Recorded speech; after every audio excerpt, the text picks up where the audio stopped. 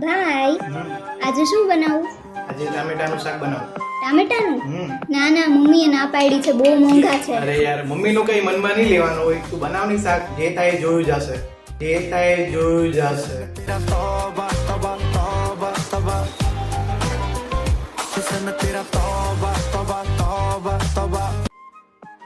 ભાઈ શાક.